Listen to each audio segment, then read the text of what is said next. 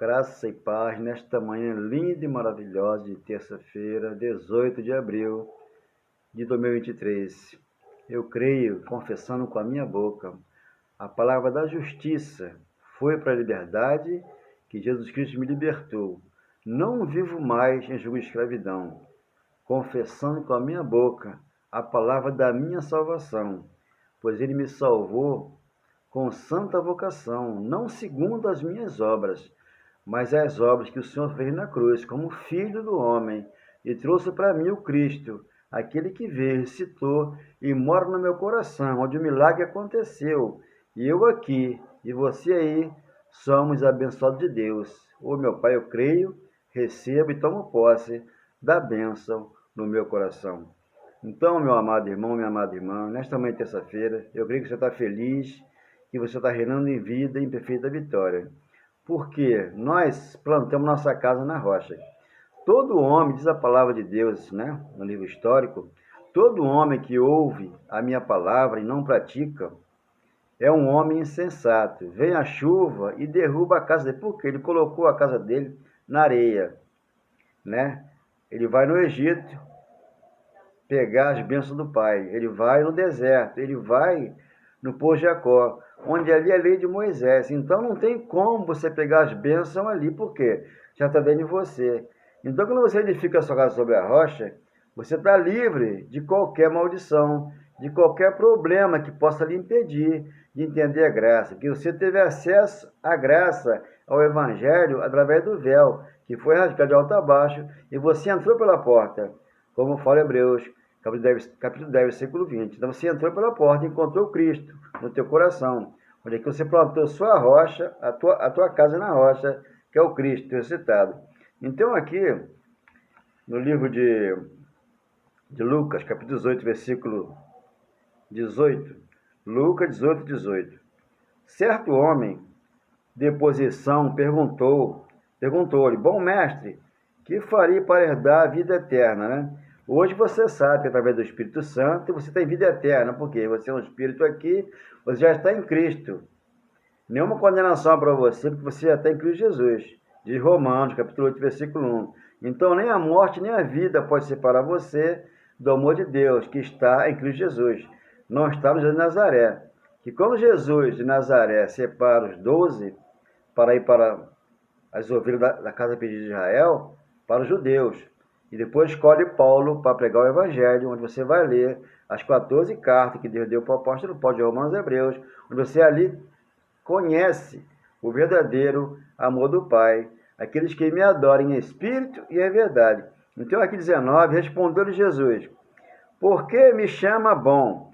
Ninguém é bom senão um que é Deus. 20, sabes os mandamentos? Não adulterarás, não matarás, não furtarás, não dirás falso testemunho, honra teu pai e tua mãe. Replicou-lhe, tudo isso tenho observado, desde a minha juventude. 22. Ouvindo Jesus, disse-lhe, uma coisa ainda te falta. Vende tudo o que tens e dá aos pobres, e terás um tesouro nos céus.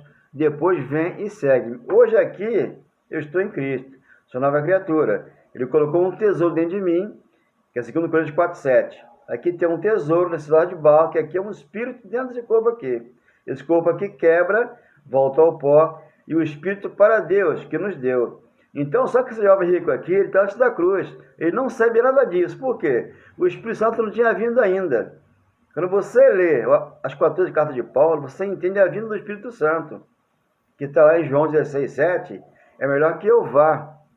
Ali estava vindo Cristo para trazer vida à igreja, onde a igreja aqui é gloriosa, é formosa, é sem ruga, é sem mancha, é sem defeito. Mas de maneira de Moisés, vão ver defeito em você.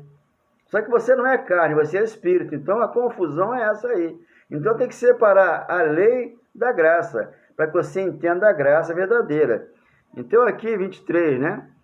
Mas ouvindo estas palavras, ficou muito triste, porque era riqueza. Então Deus mandou ele vender tudo e dar aos pobres. Não é dar para o pastor. Hoje você vê na geladeira, uma bicicleta, uma casa, um carro, o pastor diz que você tem que dar 10% para ele. Não, abençoado. Deus é rico, Deus é próspero. Você pode ajudar a congregação, sim, com as suas ofertas, mas não com o dízimo, que o dízimo nunca foi dinheiro, sempre foi alimento. Quando eles davam o dízimo ali em Mateus 33, Mateus capítulo 23, versículo 23, era do cominho, da hortelã do hortelã e do endro. Era das hortaliças. Então ele falou, eu vou abrir a janela do céu para que regue essas plantas. Então a chuva caía e regava as plantas, né, as hortaliças, e eles davam dízimo de ano após ano, a congregação que lá antes da cruz havia. Depois da cruz, colocaram o dízimo, né, como dinheiro para roubar o povo de Deus, que o dízimo nunca foi dinheiro. Então, nós sustentamos essa turma que não quer trabalhar. Então, nós trabalhamos anos após anos para poder dar o sustento a esses pastores. Não, eles têm que trabalhar. Não trabalhar para Deus, para Jesus Cristo, não. Deus não precisa de empregado. Deus tem filho, tem herdeiro e você é proprietário da bênção dele. Então você vai ver aqui em 2 Timóteo, né? 2 Timóteo 4, versículo 1, versículo 6. Então você não tem que vender nada para dar para um pastor, para a igreja. Por quê? Você é herdeiro, você é filho, você é proprietário. Então as obras que ele fez por nós na cruz foi o suficiente para nos conduzir até Cristo, a nos manter firme com a casa plantada na rocha, né? Não na areia. Por quê? Caiu aqui a semente, 4,20 de Marcos, e cresceu a 100 por 1. Por quê? Aqui a terra é boa, aqui frutifica para Deus. Então aqui eu não posso apagar o Espírito. Como fala primeiro Tessalonicenses, capítulo 5, do 16 ao 17, né? Então o Espírito é que vivifica. Deus já falara isso. Por quê? Ele está vivo aqui, para que você não apague ele. Aqui eu estou todo dia falando de Cristo. Eu não posso parar de falar. Por quê? Eu aqui estou aceso com essa chama que é Deus no meu coração.